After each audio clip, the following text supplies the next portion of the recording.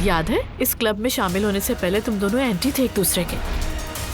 कुछ चीजें स्टार्टिंग में जितनी बुरी लगती हैं वो आगे जाकर उतनी ही अच्छी लगती हैं।